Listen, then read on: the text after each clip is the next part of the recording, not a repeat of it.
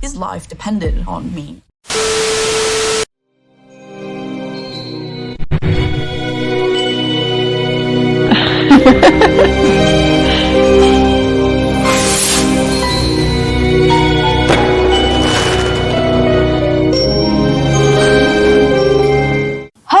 Welcome back to my channel. I'm Rita Wang. So anyway, how are you guys? I hope you guys stay safe and healthy ya. Ya guys, ngomong-ngomong aku udah lama nih nggak upload video tentang misteri, storytelling. Ya soalnya gimana ya guys? Akhir-akhir ini tuh banyak kesibukan, jadi aku nggak bisa nih untuk bikin storytelling. Tapi aku usahain kali ini aku bakal upload video storytelling, misteri, dan video-video lainnya lebih sering lagi. Tapi sebelumnya, buat kamu yang baru mampir ke channel aku, hai, kenalin nama aku Rita, dan aku upload video tentang ide masakan, daily life, ide bisnis, dan juga misteri. Jadi buat kamu yang suka dengan konten seperti itu, klik tombol subscribe-nya, nyalakan loncengnya, dan jangan lupa untuk follow aku di Instagram @ritawang1_ guys. Guys, apakah kalian merupakan salah satu pengguna dating apps? Kayak contohnya Tantan, Tinder, dan segala macamnya lah, pokoknya dating apps. Nah, kalau misalnya kalian merupakan orang yang menggunakan dating apps, kalian perlu hati-hati. Karena beberapa orang yang menggunakan dating apps itu tidak hanya untuk cari pasangan aja, tapi beberapa oknum itu memakai dating apps untuk mencari korban penipuan. Penipuannya ini nggak sekedar foto sama aslinya itu beda. Kalau itu mah biasa aja, itu mah masih sepele. Tapi gimana rasanya kalau kalian itu ketemu orang terus kalian dibikin baper, terus dia akhirnya minta tolong minjem duit, setelah kalian minjem duitnya sampai miliaran, nggak dibayar. Ya itu mah masalah besar. Kalau kayak gitu jadinya serem banget dong. Gimana? Kita kan main dating apps tujuannya untuk mencari pasangan, tapi ternyata kita malah ketemu penipu, terus ternyata kita ditipu miliaran lagi. Apa nggak bodrek kita? Tapi ini beneran kejadian loh guys, karena ada cerita bahwa ada beberapa wanita dia itu ketemu sama satu cowok ini di aplikasi Tinder, dan cowok ini bernama Simon Leviev. Dia mengaku sebagai anak pengusaha kaya raya LLD Diamonds, tapi ternyata itu semua palsu. Dan si Simon ini malah nipu wanita-wanita ini untuk kebutuhan hidupnya yang glamor itu. Saking hebohnya kasus ini sampai dijadikan film dokumenter sama Netflix loh. Namanya The Tinder Swindler. Buat kalian yang sudah nonton The Tinder Swindler ini, kalian pasti akan mengerti gimana prosesnya si Simon ini bikin korbannya itu jatuh cinta, sama gimana manipulatifnya orang ini. Tapi buat yang belum nonton The Tinder Swindler, tenang aja, aku bakal ceritain ke kalian gimana kronologinya sampai akhirnya bagaimana Simon ini.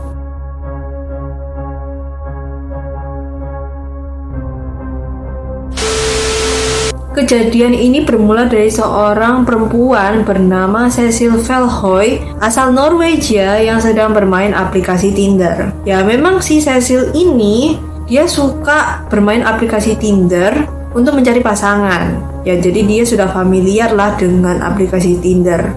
Nah dia tuh swipe sampai akhirnya dia menemukan satu cowok ini yang namanya Simon Leviev. Nah dilihatlah dari foto-fotonya, isinya kok tampangnya good looking, terus dia itu makannya, jalan-jalannya, semua itu terlihat glamour, mewah. Jadi di foto ini sudah kelihatan banget kalau Simon ini orangnya good looking dan tajir banget. Akhirnya kan si Silly ini merasa tertarik dan akhirnya swipe right. Dan ternyata it's a match. Akhirnya mereka memutuskan untuk chatting satu sama lain, ya kan, sudah match gitu. Terus si Simon itu memperkenalkan diri, terus dia mengatakan bahwa dia itu adalah anak dari seorang pengusaha terkenal, pengusaha berlian LLD Diamonds yang bernama Lev Leviev. Dia dapat julukan sebagai Prince of Diamonds. Setelah chatting-chatting sebentar, nggak berapa lama si Simon ini ngajakin si Cicely untuk ketemuan di hotel yang berbintang. Pokoknya hotel ini mewah banget, namanya itu Four Seasons London. Waktu mereka ketemuan, mereka ya getting know each other. Ya dia ngasih tahu bahwa perusahaan Diamond ini adalah perusahaan yang besar, makanya dia itu suka berpergian luar kota sana sini, jadi sering banget, makanya dia punya private jet. Setelah mereka berbincang-bincang, ternyata Simon ini ngajakin si Cecil ini untuk pergi ke Bulgaria. Ayo kamu ke Bulgaria sama aku naik private jetku. Ya Cecil langsung kayak shock, kayak oh my god, aku biasanya itu naik pakai economy class, tapi ini ada Sultan yang mau ngajakin aku naik private jet. Ya dia gasken. Ya Sisi langsung cepet-cepet pulang ngambil pasportnya, terus dia langsung pergi sama Simon ke Bulgaria. Di private jet itu dia makan caviar yang sangat mahal sekali. Kemudian dia juga minum champagne bersama-sama. Di situ ada juga beberapa bodyguards-nya. Pokoknya itu kayak too good to be true lah. Tapi aku nggak tahu ya guys, menurut kalian, kalau kalian kira-kira mau nggak? Kalian baru pertama kali ketemu, terus habis itu langsung hari itu juga kalian diajak pergi ke luar negeri bersama dengan orang yang baru aja kalian ketemui. Kira-kira kalian mau nggak? Jawab di komentar ya. Dalam satu hari itu, ketika dia di private jet itu, dia merasa dia itu sudah suka sama si Simon ini. Dia suka sama Simon karena perhatian, terus Simon itu juga dia good looking, dia inget hal-hal kecil tentang Cecil, dan sepertinya Simon ini juga tertarik sama si Cecil. Nggak berapa lama, akhirnya mereka itu pacaran. Nah, Simon ini tetap menjadi pribadi yang sangat perhatian sama Cecil, terus dia tidak lupa untuk kirim-kirim foto. Pokoknya dia itu bertindak sebagai pacar yang sangat baik lah intinya. Cecil jadi semakin jatuh cinta. Sampai pada titik dimana Simon ini merasa pacarnya itu harus terbuka satu sama lain. Maka dia bercerita sama si Cecil bahwa bisnis berlian ini adalah bisnis yang sangat berbahaya, dimana banyak sekali musuh-musuh yang ingin menjatuhkan Simon ataupun menghilangkan nyawanya. Sampai pada satu ketika, Cecil ini mendapat kiriman foto dan video dari Simon bahwa Simon dan bodyguardnya ini sedang diserang oleh musuhnya. Cecil sebagai pacar yang baik, dia menawarkan bantuan. Dan Simon menyuruh Cecil untuk membuatkan kartu kredit atas nama Cecil yang nanti akan dia pinjam untuk dia pergunakan untuk kepentingan bisnis. Nah, kenapa Simon itu tidak pakai kartu kreditnya sendiri? Dia menyebutkan bahwa kalau dia pakai kartu kreditnya sendiri, maka posisinya akan dilacak oleh musuh-musuhnya. Cecil pun menyanggupinya dan dia segera membuka kartu kredit Amex. Jadi kartu kredit Amex adalah American Express, dan Simon membutuhkan limit yang tinggi sehingga dia harus berbohong kepada pihak bank tentang gajinya. Karena kalau mau dapat limit yang gede, gajinya itu harus gede juga. Jadi pegawai bank itu harus make sure orang ini bisa bayar hutangnya nanti. Akhirnya kartu kreditnya ini jadi, dan langsung aja si Cecil ini mengirimkan kartu kreditnya ke Simon supaya dia bisa pakai. Tapi ternyata satu kartu kredit saja itu tidak. Karena satu kartu kredit aja nggak cukup, akhirnya Simon memutuskan untuk menyuruh Cecil membuka lebih banyak lagi kartu kredit dengan limit yang tinggi.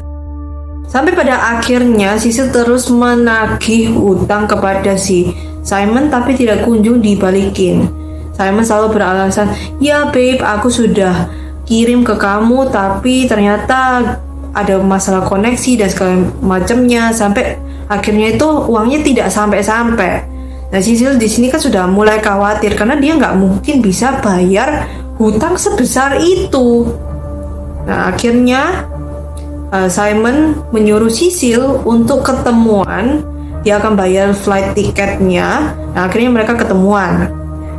Tapi pada akhirnya Simon tetap memberikan cek sebesar $500.000.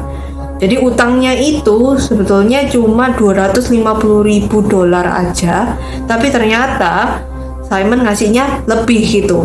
Oh ya, Sisil sekarang agak lega ya. Akhirnya dia pulang nih. Nah, sesampainya dia sudah pulang, dia mencoba untuk mencairkan ceknya itu. Dan ternyata setelah ditunggu-tunggu, kok cicilannya tetap ada, hutangnya suruh bayar terus.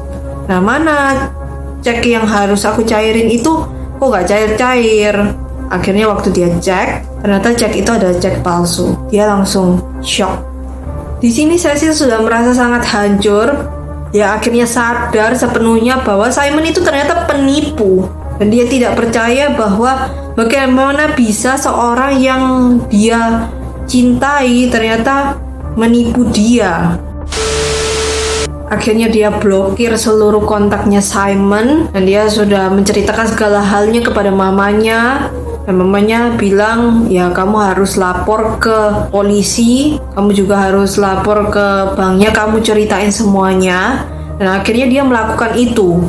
Cecil ini sudah menceritakan semuanya tentang Simon dan uang-uang yang dia pinjam dan kebohongannya dia kepada pihak bank. Dan ketika pihak bank ini meminta foto dari Simon, ketika ditunjukkan, ternyata pegawai bank telah menyadari sesuatu. Ternyata Simon Leviev ini bukanlah Simon Leviev. Jadi nama aslinya adalah Simon Hayut. Dia sudah terkenal sekali menipu banyak sekali wanita dengan cara yang sama, dibikin baper, terus kemudian ditipu, dipinjam uangnya dan nggak dibalikin. Jadi trik Simon untuk menipu wanitanya ini, pertama dia kan terlihat seperti orang yang menjanjikan, orang yang tajir yang bisa membayar hutangnya kalau misalnya dia minjem uang sama si cewek ini. Nah, kemudian pertama ada satu wanita, dia tipu, dia bawa kabur uangnya, dan uangnya itu nanti untuk kehidupan dia dan digunakan untuk membiayai perempuan yang kedua. Nah, setelah dia perempuan kedua ini percaya bahwa Simon ini bisa kembaliin uang dia, dia akan bawa lari juga uang perempuan kedua untuk membiayai perempuan ketiga. Dan seterusnya, pokoknya seperti itu. Adapun korban kedua bernama Pernilla.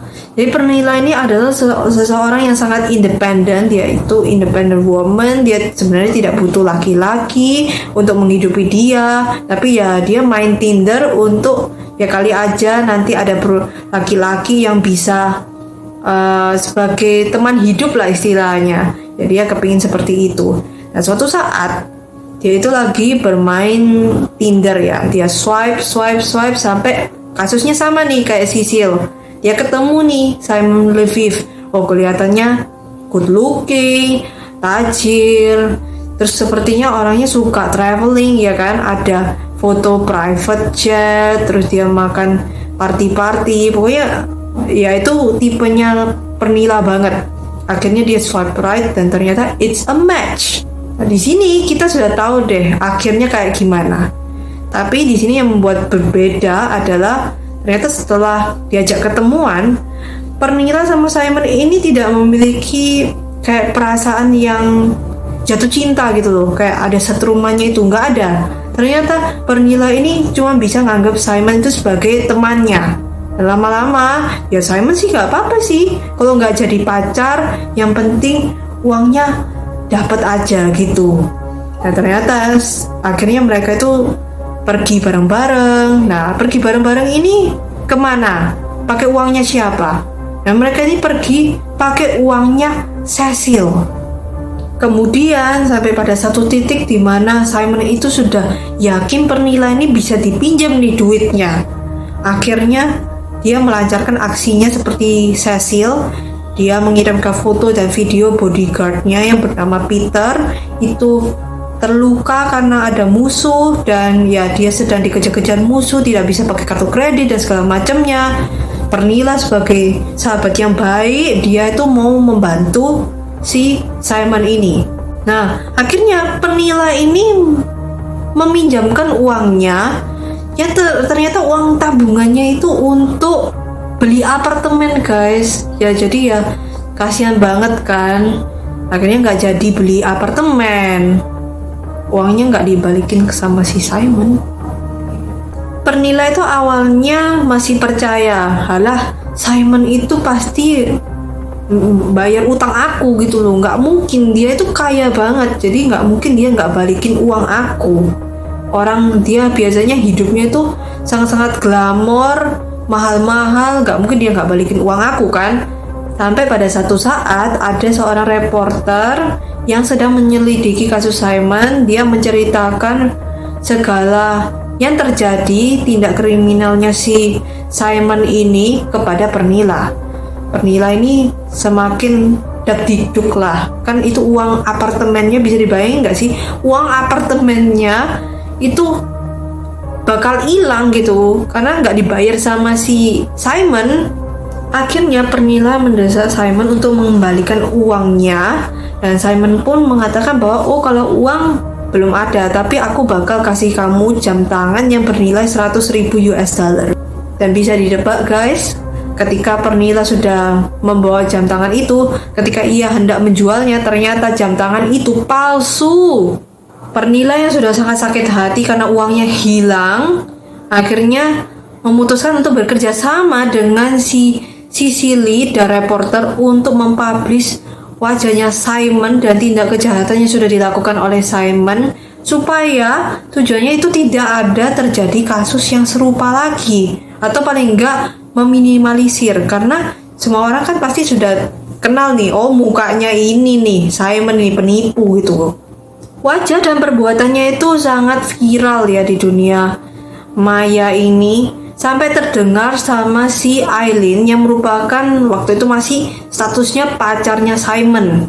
Dia yang lagi naik pesawat baca itu sudah sampai keringat dingin karena dia juga sudah meminjamkan uangnya ke Simon. Jadi bisa dibayangin kan, dia lagi on a flight terus dia baca artikelnya tentang Simon karena dia merasa sangat relate, karena semua korban-korbannya ini ketemu Simon dari Tinder, dipinjam uangnya, terus diajak, hari pertama diajak ke hotel berbintang, terus ya pokoknya ininya sama lah ya modusnya itu. Sampai akhirnya dia sudah menanyakan lagi ke Simon, ini ada berita tentang kamu, apakah ini benar? Dan Simon masih mengelak bahwa oh enggak, itu kerjaan dari musuhku yang ingin menjatuhkan namaku. Padahal itu asli guys. Akhirnya Aileen yang menyadari kalau dia itu sebenarnya sudah ditipu, tapi dia nggak mau bertindak gegabah. Jadi Aileen ini justru menyusun sebuah rencana untuk menipu penipu Tinder ini. Jadi dia mau menipu balik si Simon. Pada saat mukanya itu di mana-mana, dia kan nggak bisa nipu lagi guys. Akhirnya dia tuh merasa stres karena uangnya itu sudah mau habis gitu untuk membiayai kebutuhan dia yang sangat glamor itu. Akhirnya dia itu sempat pergi sama si Aileen ini untuk melakukan operasi plastik, tapi dokternya ini tidak mau, soalnya orang yang mau melakukan operasi plastik dengan begitu ekstrimnya itu adalah seorang penipu. Ya Aileen di dalam hati, ya dia memang penipu guys gitu, tapi ya orang-orang nggak ngerti. Simon yang tidak bisa berhasil mendapatkan operasi plastik yang dia inginkan, dia menangis-nangis. Kemudian Aileen juga dia comforting si Simon ini dan sambil menyusun rencana gimana caranya nipu si Simon ini. Simon pun setuju untuk menjual outfitnya yang branded itu, dibantu dengan Aileen sehingga dia bisa mendapatkan uangnya lagi. Tapi tentu saja ketika Aileen itu berhasil menjual seluruh pakaiannya, dia tidak mengembalikannya kepada Simon. Dan akhirnya Simon pun terus meminta uang itu kepada Aileen. Namun ternyata tidak dikembalikan. Dan Simon pun merasa sadar bahwa dia itu ditipu sama Aileen, dan dia memaki Aileen. Karena sudah tidak punya uang lagi, Simon kemudian dari kehidupannya yang sangat glamor, dia sekarang tinggal di hostel bintang 1 dan mukanya sudah tidak terawat, seperti tidak terawat, dan itu menjadi sesuatu yang ditertawakan oleh Aileen. Sampai pada satu ketika Aileen ini mendapatkan informasi bahwa Simon ini lagi di bandara, dia mau pergi tapi dengan menggunakan identitas palsu, dan identitas ini sudah Aileen ketahui ketika dia melihat ada kartu atas nama David Sharon. Jadi diyakini bahwa Simon ini sudah tidak mau pakai namanya, jadi dia berganti nama menjadi David Sharon. Kemudian dia mencari flightnya, kira-kira tanggalnya berapa dan jamnya berapa. Kemudian dia memberikan email kepada pihak bandara bahwa Simon Leviev menggunakan nama David Sharon. Pihak bandara yang sudah mengetahui informasi ini dari Aileen langsung aja menangkap si Simon Leviev ini atau David Sharon ini di bandara dan langsung dijatuhi hukuman 15 bulan penjara atas dasar identitas palsu. Tetapi Simon ini sebenarnya tidak pernah dihukum atas dasar penipuan yang dia lakukan oleh banyak sekali wanita. Dan dia bahkan dibebaskan 5 bulan setelahnya karena berperilaku baik. Sampai sekarang si Simon ini tetap bebas dan dia bahkan membuka website konsultasi bisnis yang berbayar dan memacari seorang model. So ya guys, itulah kasus hari ini. Semoga kalian suka dengan ceritanya. Dan mungkin buat kalian yang masih penasaran gimana kronologi lengkapnya, mungkin kalian bisa langsung nonton The Tinder Swindler aja. Nah jujur Li, menurut aku itu menarik ya. Kurang lebih filmnya itu sekitar 1 jam lebih ya, sekitar 1 jam 2 jaman. Ya itu akan diceritakan secara detail bagaimana si Simon ini manipulatif banget. Dan ya sampai sekarang dia tidak pernah dihukum guys. So ya guys, that's all for today. Semoga kalian suka dengan video kali ini. Kalau kalian suka, kalian bisa like, share, subscribe, dan jangan lupa nyalakan loncengnya. Dan juga follow aku di Instagram @ritawang1_ ya guys.